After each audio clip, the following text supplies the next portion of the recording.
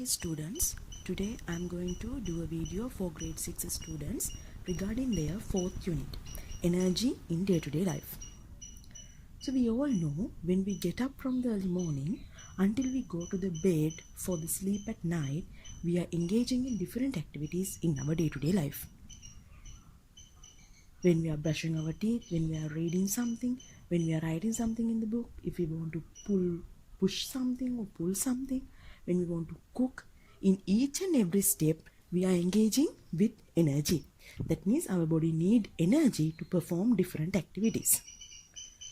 So what is this energy? What is the definition for energy? Energy is the ability to do a work or produce a change. So if you want to do a change for something, to move from one place to another place or to change the shape of that object, you need energy. Main energy source in our body is foods. By eating foods, we get the energy needed for our body. So when we talk about other examples, when we want to dry our clothes, we are using the energy of the sun.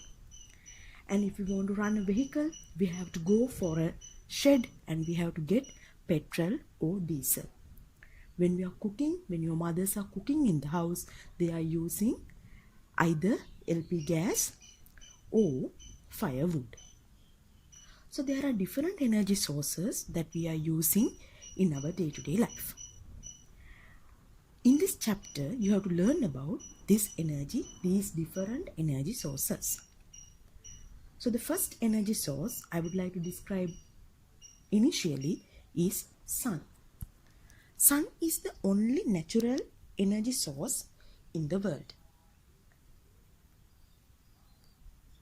To do different activities, I told you to do different activities, we need energy. So we are getting this energy through foods. Foods are produced by the plants through the process of photosynthesis. You know what is photosynthesis? We have learned its definition. It is the production of foods by using plants, using carbon dioxide and water vapor. So to do photosynthesis, the sunlight is essential. So sun is the main energy source which provide energy for the human beings. Not only that, to dry some grains, to dry wet clothes, we need sun. And also I think you have seen that there are solar panels are made in the top of the roofs to get the high amount of sunlight. By taking the sunlight, they are used to produce electricity. And if there is a solar panel in the top of your roof, you can get electricity through solar panel. So no need to pay electricity bills because solar energy is free of charge.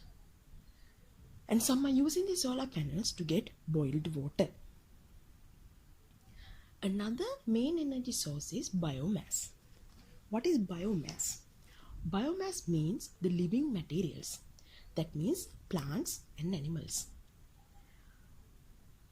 When plant and animals get died, or the plant and animals which can produce energy, we name them as biomass. I'll give you an example like this. You know wildfires that are happening quickly in the forests, and there is no interference of the human. No one is going to light the tree, but they themselves produce a fire. They are known as wildfires. So if they have that means they are having the ability to produce a fire. That means they have the energy. So the plants are having energy. Those energy we call as biomass. When we take example, firewood, coal, coconut shells, coconut husks, rotten vegetables, hay, sawdust, they all belongs to biomass. They can produce fires or they can produce different energies. Example for this one is kudulippa. Sawdust is used in kudulippa, and by lighting the sawdust we can get a fire and we can cook our foods by using a kudulippa. The third energy source that you have to learn is fossil fuel. What are fossil fuels? When the buried plant and animal materials are subjected to high pressure and temperature, that is, we know all the plants and animals, they get dead and they are just on the surface of the earth. And after they are buried in the earth for many millions of years, it takes millions of years, and they will be subjected to high pressure and high temperature. Then that condition we called as fossil fuels. They are at different parts of the earth's surface. So then we have to mine them and take them out. Then coal, petroleum oil, petrol, diesel, petroleum gases, they all belongs to fossil fuels. Another energy source is wind. That is the fourth energy source. Wind, you might have seen wind propellers, especially in Hambantota Puttalam area. For the solvents, to produce solvents, they are using wind energy. Through wind energy, they can vaporize the water content in salt. Not only that, in Puttarama Hambantota area, you can see there are windmills, and by rotating a generator by these windmills, they have used to produce electricity. There are power stations in these areas where the wind power is high. That there should be a flat area and there should be no any trees, and high wind should be there to produce electricity from the wind propellers. The fifth energy source is water. You know that from the water in different dams, electricity is produced. Mainly electricity is produced in Sri Lanka through water. We have to block a lake or a river, and then we turn a turbine by using that water power. From higher position to lower position, water is flowing. Because of that energy, a turbine is rotating. By rotating this turbine, electricity is produced. Then you may have made some water propellers, wind propellers. These things you can make in this your leisure time. Another energy source is sea waves. Sea waves are very strong. They generate large quantity of energy. That there is a high tides and low tides in the sea waves. We'll talk about it later. And by these sea waves, the energy can be converted into electric energy. So that for that purpose, we have to build floating power plants in the sea. Sri Lanka is not that much advanced now, but in some countries they have produced floating power plants in the sea. Then the flow of air rotate the fans of the turbine. So we know that how sea waves are powerful. We get to know about it in the occurrence of the tsunami in 2004. It did a higher destruction for our country. So think how powerful these sea waves are. The seventh energy source is tidal waves. We know the water level of the sea always changes because of the effect of sun and moon. We called it as high tides and low tides. What is this high tide and low tide? If the rise of the seawater level is higher than the normal water level, we call it as a high tide. And if there is a fall of the seawater level than the normal water level, we call it as a low tide. So when there is a high tide, we can allow that seawater enter to the land, flow into a tank in the land. So when there is a low tide, those water will again flow back to the sea. During these actions, we can generate electricity. So we can use this coming up of waves and going of the tidal waves again to the sea allows the rotating of a turbine. Then we can produce continuous supply of electricity. So although these technologies are not used in Sri Lanka, in some countries they are producing energy through these sources. So normally the difference, but however the difference between high tide and low tide should be more than 3 meters. Then only you can use this method. So our country is surrounded by the sea, but we are not using any use of this sea. We only use that one to do the fishing and sailing and bathing. Those things are done, but we have to think somewhat advanced, and we have to go for the advanced technology because sea is all around our country. The 8th energy source is geothermal energy. What is this geothermal energy? Geothermal means inside the Earth's crust. The temperature of some regions of inner Earth crust is very high. As there is a high temperature, we can use that one to generate electricity. Then we are sending water.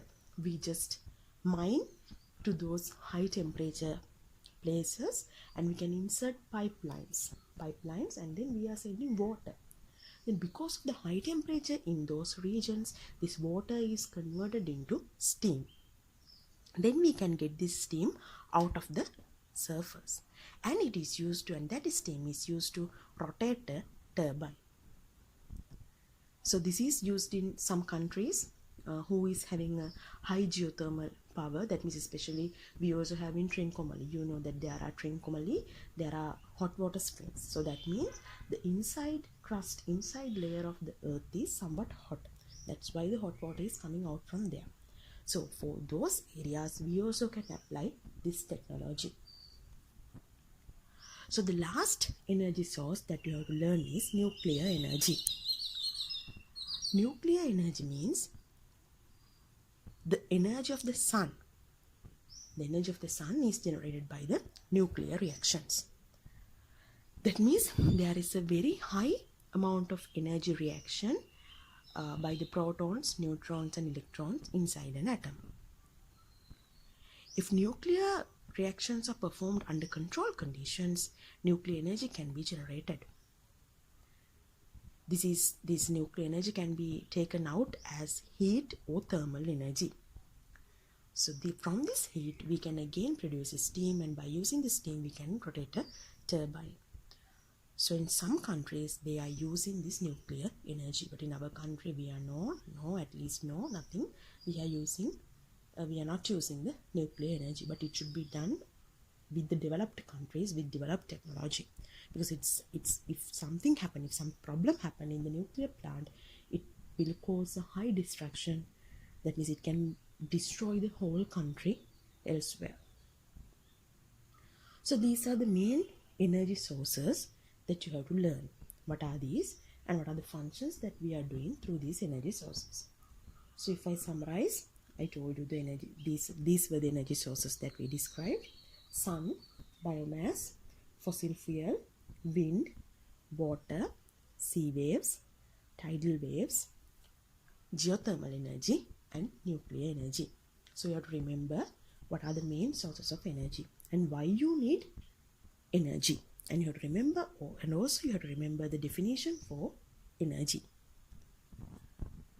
Then I told you, now when we take fossil fuels, we have to stay millions of years until these fossil fuels get created.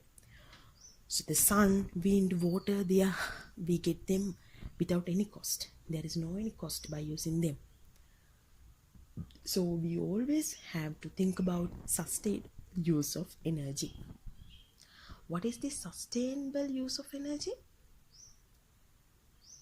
That means in ancient times we have used only the natural sources, but now we are using the artificial sources, just like electricity, then solar panels,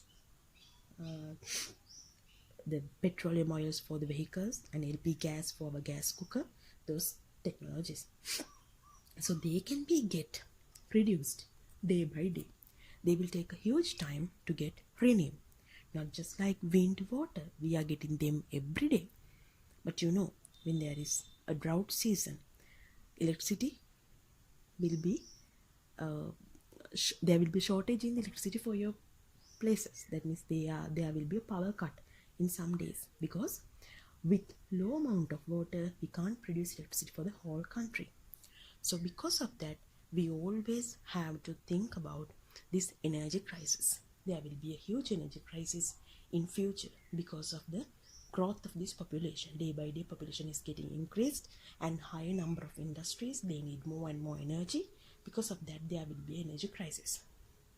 So for that purpose, we have to conserve the electricity. Now when there is no one in a room, but the fan is working, AC is working, lights are on, so it's your responsibility to switch off all those things when you leave from some place to another place. If you see water is leaking from a tap, or if someone has not closed the tap properly in your school, don't think that our principal will pay the bill, there is no responsibility for us. Don't think about that. You better go and close that tap. In the class, in the tuition class, if the fans are rotating, if there is nobody, if the light is rotating, if the light is on, and if there is nobody, so you can go and switch off. Don't think that our madam will pay the bill, so there is no purpose, just the fan will be rotated as it is.